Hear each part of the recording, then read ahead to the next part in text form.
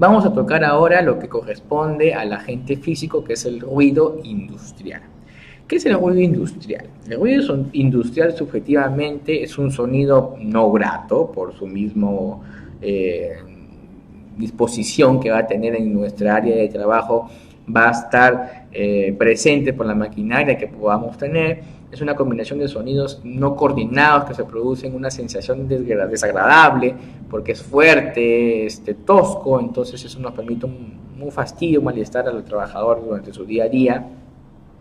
También se le puede denominar a cualquier sonido que interfiera o impida alguna actividad humana. Yo estoy trabajando en mi área de trabajo y constantemente se va a presentar un ruido fastidioso dentro de mi área de proceso, dentro de la planta, entonces va a estar considerado como un ruido industrial, ¿no? Entonces eso es muy importante tenerlo en cuenta.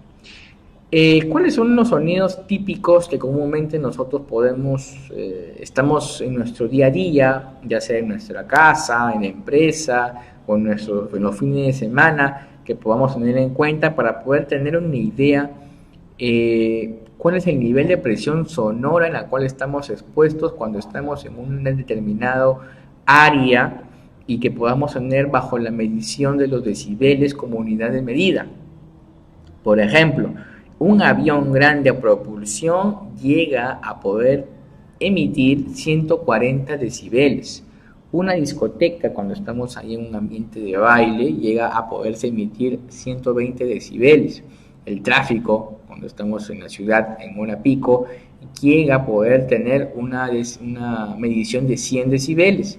Una oficina tareada con computadoras, impresoras, fotocopiadoras, bastante gente trabajando en un mismo área, puede llegar a 80 decibeles. Una conversación normal con una persona puede llegar a tener 60 decibeles, un área urbana tranquila que no pueda interferir de alguna manera la civilización puede llegar hasta 40 decibeles, un susurro 20 decibeles y un punto inicial de audición es el 0 en el cual se maneja cuando se hace la medición de estos decibeles. ¿Cuáles son los valores máximos permitibles según a la cantidad de exposición que yo tengo en mi área de trabajo para poder saber mi tope en el cual yo voy a desarrollar mis labores bajo esa exposición de decibeles o de ruido? Por ejemplo, si yo estoy desarrollando una actividad de alguna manera que me conlleve a 24 horas, máximo puedo resistir 80 decibeles. Si yo voy a estar laborando 16 horas, voy a estar expuesto solamente máximo a 82 decibeles. Por ejemplo, si yo en mi día a día, en una actividad que yo haga, el equipo, voy a utilizarlo 2 horas, máximo ese equipo puede tener una medición de 91 decibeles. Entonces, ese máximo nos permite saber la exposición que debe tener el trabajador a ese nivel de ruido para poder evitar que le pueda tener una enfermedad ocupacional, ¿no? Lo que le decía, el avión puede llegar a 130 decibeles, la discoteca 120, ¿no? Entonces, en diferentes aspectos de nuestra área de trabajo vamos a tener lo que son diferentes decibeles. Pero ¿cuáles son los efectos a la salud que nos puede originar a nosotros como trabajadores cuando estemos en nuestra área de trabajo con la exposición de estos sonidos? Lo que vamos a tener a exponernos a que nos pase es la pérdida auditiva. ¿Y de qué va a depender? Va a depender de la intensidad sonora en el sistema auditivo, el tiempo de exposición y el tiempo de ruido. Recuerden, como lo mencionábamos en el anterior, yo tengo un máximo permisible a exponerme a una cantidad de decibeles según a un determinado tiempo. Si excedo ese tiempo a esa exposición a esos decibeles, voy a tener lo que es propenso a tener la perdición de la audición. ¿Qué efectos más a la salud nos va a poder tener? Efectos psicológicos. ¿De qué forma? Nos volvemos irritables, nos va a tener que causar estrés, nos interrumpe la concentración cuando estemos en nuestra área de trabajo. Eso también influye en el tema laboral. El tema fisiológico nos puede llegar a tener fatiga auditiva, trauma acústico, hipertensión, enfermedades cardiovasculares que conllevan al trabajador por la emisión fuerte de ruidos que pueden tener estas personas. Otros aspectos, interferencias en la comunicación, disminuir el rendimiento y la seguridad del trabajador. Entonces, hay que tener en cuenta que eso también va a influir en ese aspecto. La evaluación de este ruido se maneja bajo el criterio de poder hacer una medición de ruido a todos los trabajadores expuestos a 85 decibeles a más. Es considerable que todo trabajador que maneje esa exposición de 85 decibeles se le tenga que hacer constantemente este estudio de monitoreo para poder realizar de forma adecuada la evaluación. Sobre todo los trabajadores con alta movilidad, que existan altos niveles de ruidos, que existan componentes de ruido de impacto, o sea, sobre todo en el proceso con el cual tenemos toda la maquinaria a disposición para poder hacer nuestros trabajos, a ellos tenemos que enfocarnos con mucho más minuciosidad lo que es el análisis del ruido.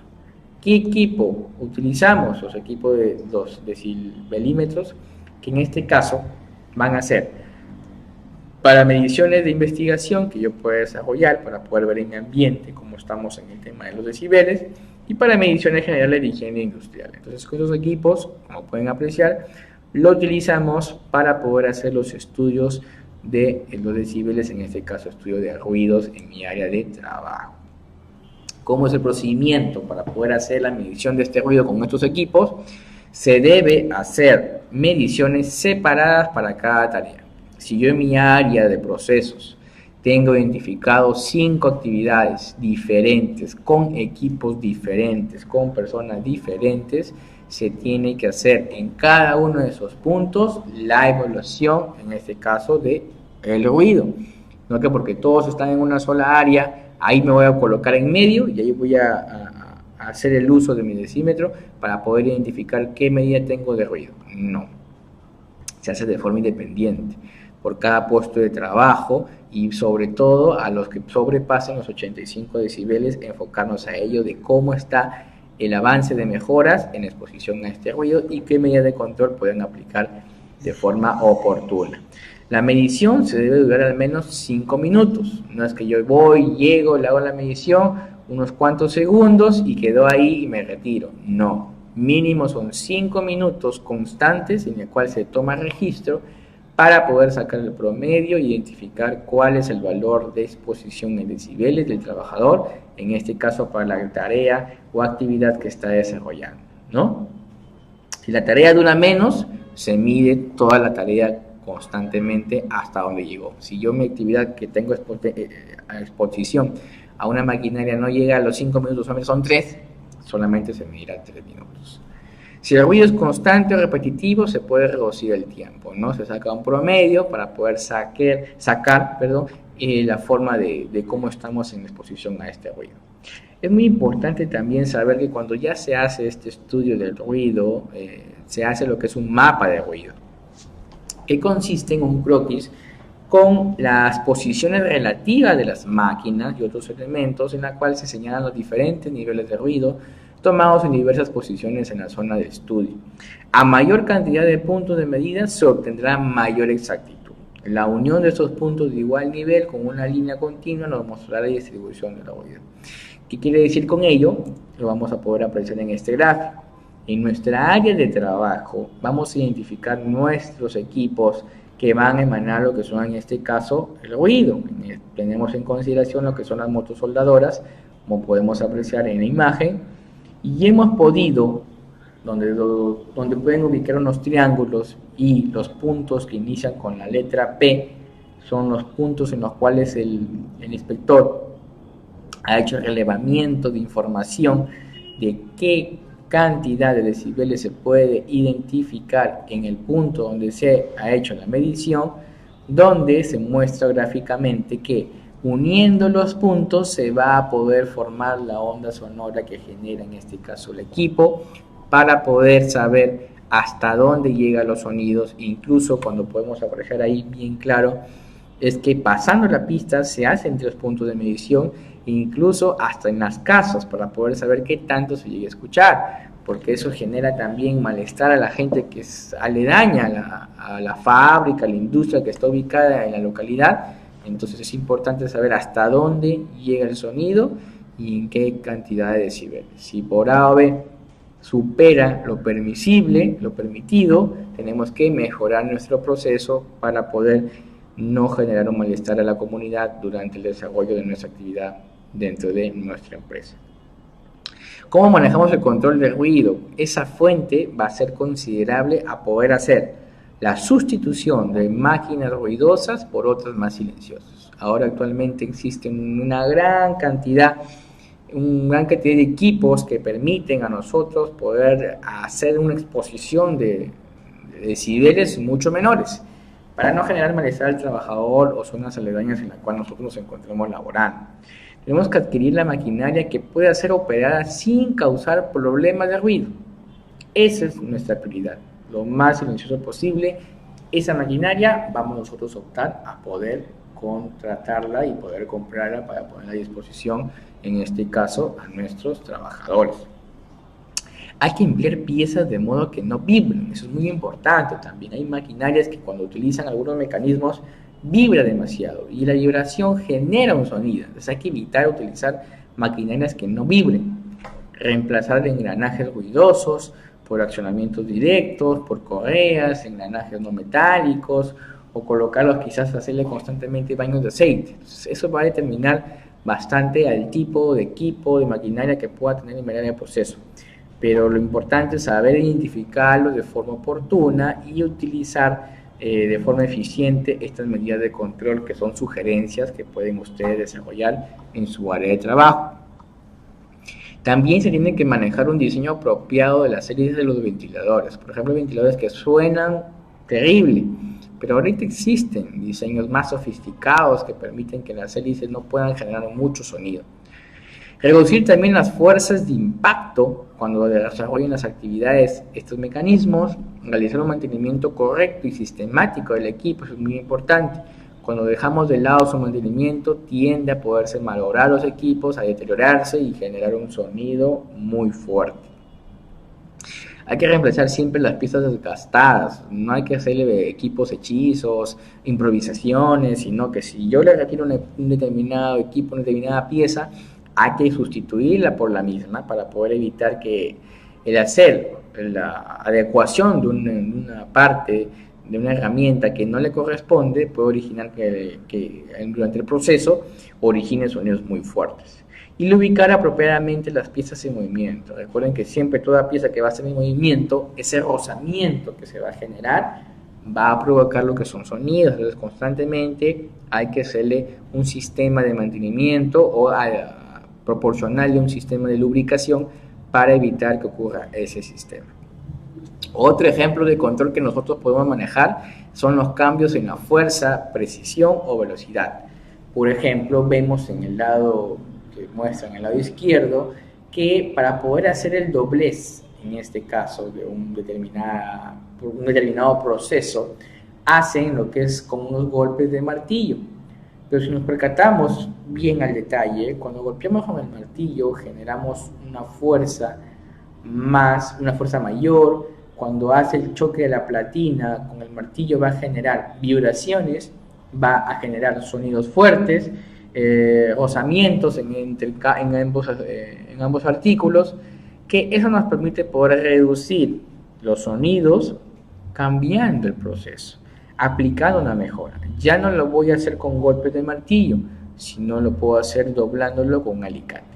Aplicaré menos fuerza, no voy a originar golpes, no voy a generar vibraciones, no voy a generar rozamientos que originen quizás algún sonido determinado. Entonces, por ejemplo, es un caso en el cual cambiamos el proceso para poder optimizar quizás recursos también y poder evitar lo que es la emisión de ruidos que permitan tener un ambiente de trabajo adecuado. El control de ruido en las personas es importante también considerarlos, por ejemplo, aplicando lo que son los tapones auriculares. Existe una gran cantidad de tapones auriculares en el mercado, que hay los que son descartables, hay los que son lavables, hay los que se colocan en lo que son en el casco, una cajita, otros que se ponen por el cuello, una gran variedad, pero son tapones auriculares que son descartables o de plástico lavables. Y también existen las orejeras, que comúnmente son para poder resistir mayor cantidad de decibeles, o que también pueden estarse aprovisionando en lo que son en el casco para una mejor comodidad y una mejor disposición para el momento que yo quiera de alguna manera utilizarlo. Entonces es muy importante tomar en cuenta esa medida de control a utilizarlo. ¿Qué más? Tenemos en este caso como ventajas el poder tener a disposición en el mercado diversos modelos. Va a ser compatible con otros equipos porque estas orejeras se colocan en lo que son en los cascos, a los costados, o si no utilizamos cascos en un determinado proceso, se colocan como unas vinchas, entonces hay la comodidad del trabajador. Hay auriculares que son reutilizables o descartables, como les mencionaba, algunos que se pueden lavar, otros que se usan en ese determinado momento y después se retiran y se deterioran. Son fáciles de usar, de transportar y de guardar. Las ventajas que podemos tener ahí en ese lado son que pueden salir con movimientos de las mandíbulas. O sea, cuando yo estoy en una actividad y no me coloco bien, en este caso mis tapones auriculares, que es hasta el fondo, cuando yo esté hablando o haga una actividad abriendo la boca, va a tender a ser propenso a que cada momento que yo mueva mi mandíbula vaya a estar saliendo de a poco. Entonces es un poco de la desventaja. Son fáciles de perderse porque como son tan pequeños, yo los puedo dejar a un costado y se pueden caer, se pueden confundir, se pueden perder. Por eso es que ahora los vienen con tiras conectadas en ambos puntos para poder tenerlos en el cuello. Ahora existen también, vienen con cajitas que son portables y se colocan en la parte superior del casco. Existe una gran variedad de tapones auriculares que va a estar a la disposición de cómo nosotros hacemos un buen uso para poder evitar que lo podamos perder. No pueden ser usados si hay infección en el canal auditivo. Es muy importante. Si yo tengo problemas en la audición y sobre todo internamente, no es recomendable utilizar los tapones auriculares porque nos puede afectar a nosotros con el problema de audición que puedo tener. Entonces hay que tener mucho en cuenta ese aspecto. En cambio, las orejeras, una de las ventajas que podamos mencionar es que tiene un único tamaño. Todas las orejeras que podemos encontrar en el mercado tienen un solo tamaño. Se colocan de forma rápida en ambas orejas, su atenuación de uniforme en ambos oídos es muy oportuna, partes de repuesto se venden y van cantidad de variedad de modelos en el mercado, de colores, de su interior con esponjas, con doble protección, muy resistente, diferentes marcas en el mercado. Su incomodidad, su desventaja es que son de alguna manera incómodos en algunas áreas calurosas, áreas donde hay bastante calor. Los tenemos colocados y son propuestos quizás como hace bastante calor a poder sudar, les origina comodidad, en este caso al trabajador. Son difíciles de transportar y guardar porque son muy grandes. Entonces, comúnmente lo que se hace es colocarlos en los costados de los cascos de seguridad para que por medio de un medio retráctil se pueda colocar y sacar de forma oportuna y permanezcan siempre en el casco para poder utilizarlo cuando sea necesario. Interfiere con otros equipos de protección personal. A veces cuando yo tengo colocado mis orejeras, yo quiero colocarme mis lentes, tengo que colocarlo por la parte interior para que no pueda chocar con lo que son las orejeras, ¿no? Una cosa así, por ejemplo. A veces son incómodos durante toda la jornada de trabajo. Y tener tapadas, en este caso, las orejas durante toda la jornada laboral siente mucha incomodidad. Entonces, es un poco la desventaja que podamos tener en este caso con las orejeras. Otro aspecto, ya hemos hablado del tema del ruido, otro aspecto es el tema de las vibraciones. Las vibraciones consisten en el movimiento de un cuerpo alrededor de su posición de equilibrio sin que exista desplazamiento neto de objeto de vibra. ¿Qué vemos en la imagen? Por ejemplo, vamos a poder ver una persona que está utilizando un martillo reproductor para poder hacer lo que es el retiro en este caso del piso, ¿no? Van a hacer parecer una zanja, una conexión interna, pero el equipo que está utilizando hace constante movimiento en un solo lado. Entonces esa vibración lógicamente la está absorbiendo en este caso el trabajador con este martillo neumático. Muchos de los equipos o máquinas que se utilizan para desarrollar tareas laborales generan vibración como una consecuencia directa de su funcionamiento.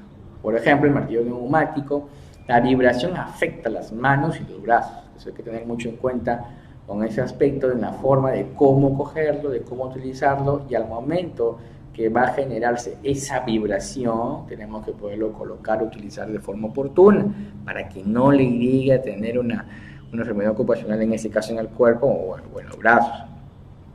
Los efectos de las vibraciones de dolencias que le puede dar al trabajador es una atrofia muscular, calambres, alteraciones del tacto, o sea, va a afectarle muy seriamente al trabajador en su tema muscular y sobre todo a poder incluso alterar su sensibilidad, en este caso con las manos. Entonces, ¿en qué lugares estamos propensos a tener esa exposición de vibraciones? En la construcción, definitivamente, como podíamos apreciar en el martillo neumático, en la minería también, ¿no?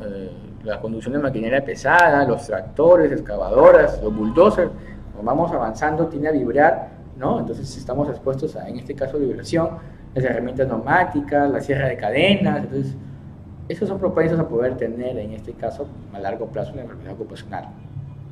Ante eso, ¿qué medidas de control tengo que aplicar en las vibraciones? Lo que tengo que hacer es disminuir el tiempo de exposición, definitivamente.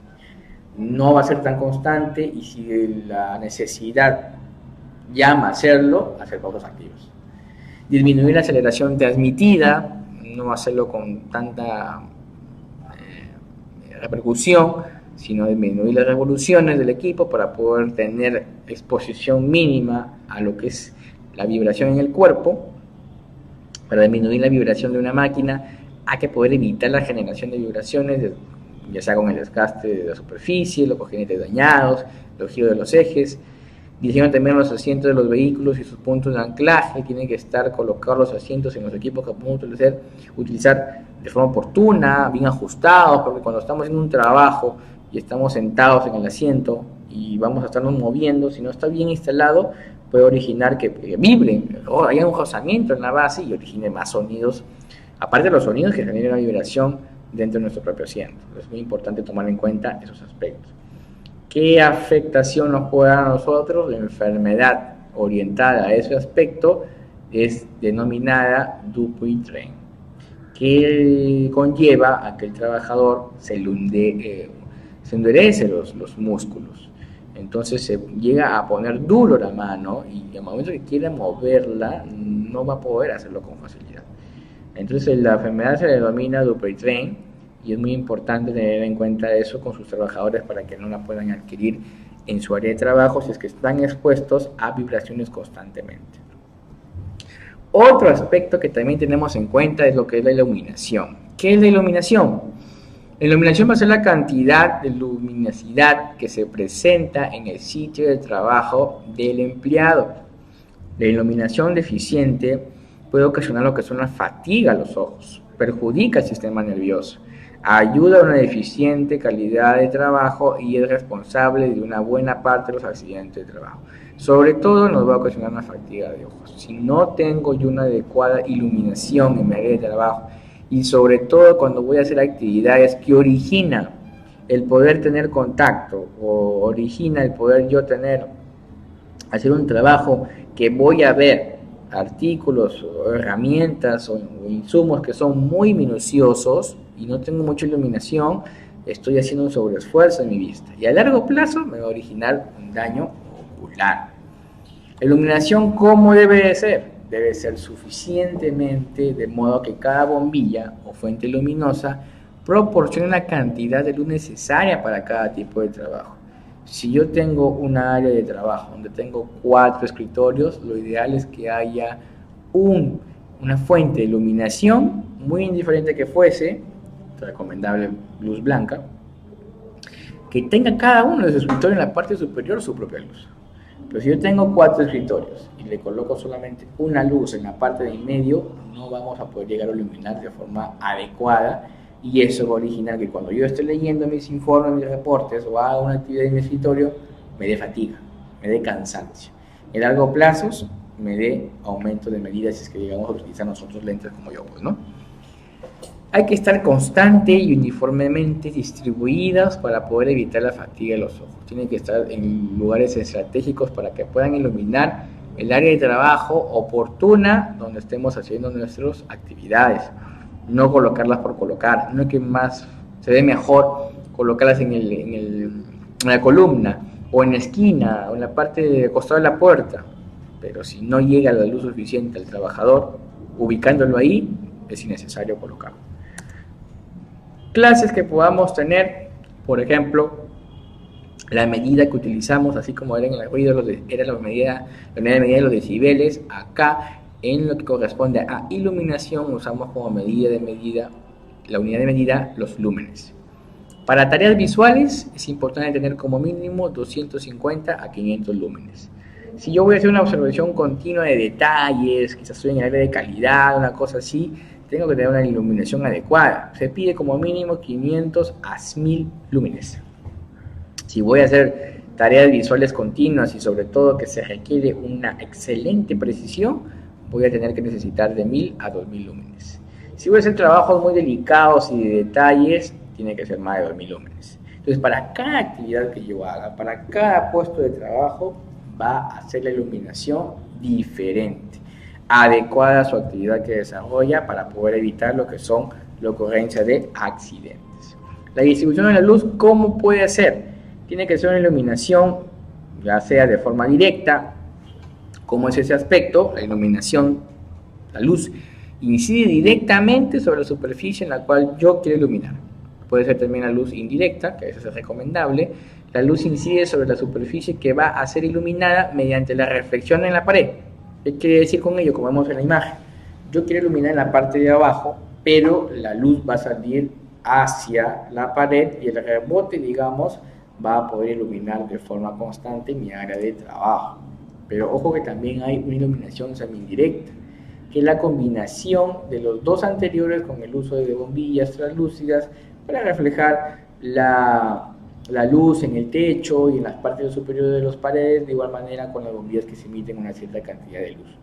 Y también incluso existe la iluminación semidirecta, que la mayor parte de luz incide de manera directa a la superficie. Todo el área de forma constante va a poderse iluminar de forma directa. Nada se escapa que no pueda dejarlo iluminado. ¿Qué más tenemos que tener en cuenta? Debe estar colocada de manera que no encandile ni produzca fatiga a la vista debido a las constantes acomodaciones, ¿no? Por ejemplo, ahí vemos dos personas que tienen su escritorio, cada uno de forma independiente tiene su iluminación. Eso es lo adecuado. Tenemos ejemplos de ustedes si quieren mejorar su iluminación, de qué forma lo van a hacer, ya sea directa, indirecta, semidirecta o semi-indirecta. Eso va a depender de ustedes al momento que hagan su evaluación de monitoreo de lúmenes en este caso. La iluminación entonces es el tipo de energía que siempre va a estar a disposición, a necesidad de nuestras áreas de trabajo, elemento esencial para poder ver, apreciar la forma, el color o perspectiva. La mayor información posible tiene que estar siempre a disposición a la vista en un 80%. Es necesario disponer de iluminación uniforme en el lugar de trabajo para poder realizar de forma oportuna nuestras actividades y no esforzar nuestra vista por ese aspecto. Los factores que influyen en la iluminación en el trabajo va a ser el aspecto de la naturaleza. ¿Qué voy a hacer yo en mi área de trabajo para poder poner la luz suficiente y pertinente? Hay que reflectar la reflectancia de objetos y de su entorno de forma inmediata, diferencias con la luz natural y necesidad de iluminación diurna es muy importante. Puede ser que nosotros nos enfoquemos en las actividades de día, utilizar la forma de luz natural, pero puede darse el caso que quizás amaneció nublado. ¿Cómo voy a hacer ahí con mis trabajadores? Pues es importante provisionar siempre igual la luz a disposición de los trabajadores para poder hacer sus actividades de forma adecuada. Edad del trabajador, eso también influye bastante. Cuando tenemos una persona que es de mayor edad, entonces su capacidad visual baja. Entonces es importante darle la provisión adecuada, sobre todo iluminación adecuada, para que él pueda ver de forma oportuna. Muy diferente que el joven, que sí lo puede hacer con total normalidad ante una eventualidad que se presente. ¿Qué dispositivo utilizamos para poder hacer el estudio de los lúmenes o los lux? Utilizamos el dispositivo que sirve para medir la iluminación, que es el luxómetro. Este luxómetro utiliza como unidad de medida los lux, en este caso la luminancia, el flujo de luminoso por unidad de área en el cual el punto de una superficie es expuesta de qué forma incide a su exposición. Entonces los luxómetros utilizamos la unidad de medida, lo que es los lux, ¿correcto? ¿Qué efectos nos pueden llegar a nosotros tener ante una eventualidad que suceda, por ejemplo, con un accidente? Puede ser a raíz de una deficiente iluminación o un trabajador errado en nuestros trastornos visuales. Hay, por ejemplo, personas que tienen deficiencia en la vista, tienen astigmatismo, por ejemplo, no llegan a diferenciar los colores. Entonces colocaremos, por ejemplo, una persona así trabajar en el sector eléctrico, ¿no? Pues, normalmente hoy utilicemos cables con colores, o por ejemplo cuando es puesta a tierra, normalmente el cable de puesta a tierra es color amarillo con verde. Entonces eso tener mucho en cuenta la visión que puede tener el trabajador, alteraciones psicológicas de fatiga que puede darse caso, la productividad muy al detalle del trabajador, eso también hay que tener en cuenta. Esos riesgos físicos con iluminación va a diferenciar bastante con el trabajador, siempre y cuando podamos identificarlo de forma oportuna las deficiencias para poder atenderlo de forma adecuada. Condiciones para poder manejar una confort visual es muy importante tener en cuenta: iluminación uniforme, luminancia óptima, unos equipos adecuados, de calidad, ausencia de brillos y deslumbrantes, evitar el tema de los brillos, sobre todo en los pisos. A veces ponemos un piso totalmente brilloso, pero cuando ilumina hace un rebote que origina digamos, una condición incómoda para la vista, y poder tener luz arriba y tener un brillo fuerte que resalta con nuestra vista. Entonces eso tener muy en cuenta la infraestructura que podamos tener para evitar esas cositas, ¿no? Un correcto contraste, colores correctos en área de trabajo. Normalmente se ponen los techos de color blanco, evitar colocar colores oscuros, se lo ponemos azul, negro, no marrón, porque no trasciende la luz de la iluminación de forma adecuada, de forma oportuna. Y también ausencia de luces intermitentes, ¿no? Eso es muy importante tener en consideración, ¿correcto? Otro aspecto que también tenemos que tener en cuenta es el aspecto de la radiación. La radiación es un proceso por el que la energía emitida por una fuente se transmite por diferentes medios y después es absorbida por un soporte. Esta radiación va a ser enfocada por equipos que vamos a estar nosotros enfocados a hacer equipos ionizantes o no ionizantes. ¿Pero a qué se refiere con radiación ionizante? Es aquella radiación con energía suficiente para extraer los electrones de sus átomos o moléculas cuando pasa por algún material. Cuando la radiación ionizante interactúa con el cuerpo humano, transmite esa energía a los tejidos corporales. Por ejemplo, cuando vamos a un hospital, el área de rayos X es una área de alto riesgo por tener radiación ionizante y le puede perjudicar al trabajador, el mismo que hace esa actividad, como los pacientes. Es por eso que no es recomendable muy seguido pasar por rayos X, porque nos estamos recibiendo en ese momento toda esa radiación ionizante cuando al momento nos sacan las placas. Entonces, cuando lo hacen examen médico ocupacional, evitar sacar nuestras placas lo más mínimo posible, porque estamos adquiriendo toda esa radiación ionizante. Claro que a corto plazo no nos va a afectar, pero a largo plazo, si es constante, nos puede afectar definitivamente. Entonces, ¿dónde encontramos la radiación ionizante? La encontramos de forma natural en un 85%, la radioactividad natural de la Tierra, del aire, del agua y la vegetación. De forma artificial está expuesta a un 15%. En este caso, en el aspecto médico, los rayos X, en el tema profesional y otras fuentes tales como los industriales, investigaciones nucleares, por ejemplo, con las industrias también hacen las placas o rayos X para poder identificar alguna fisura, ¿no? Una cosa relacionada a ese aspecto, hay que tener muy en cuenta eso. Y el otro aspecto es la radiación no ionizante, que es la radiación que incluye los campos electromagnéticos infrarrojos como los ultravioletas UV, radiación láser, también lo que son los láser visuales, lo que son los microondas, por ejemplo, también son radiaciones no ionizantes. Esa fuente va a ser considerada como la fuente natural, artificial, los láser con UV. Los puestos de trabajo también van a estar enfocados, por ejemplo, que tengan radiación no ionizante en el tema agrícola, construcción, los pescadores, los navegantes, soldadura, fundición. Todos ellos van a estar enfocados en radiaciones ionizantes. El uso de nuestros celulares emite radiaciones no ionizantes, que a largo plazo nos puede originar una enfermedad ocupacional, si es que no lo utilizamos de forma adecuada. Evitar dormir, por ejemplo, el celular al costado de nosotros, o poner el celular en la cama, o de alguna manera poder tener el microondas al frente de nosotros cuando calienta, ¿no? Una cosa así es evitar. Hay que poder evitar el contacto con estas radiaciones no ionizantes.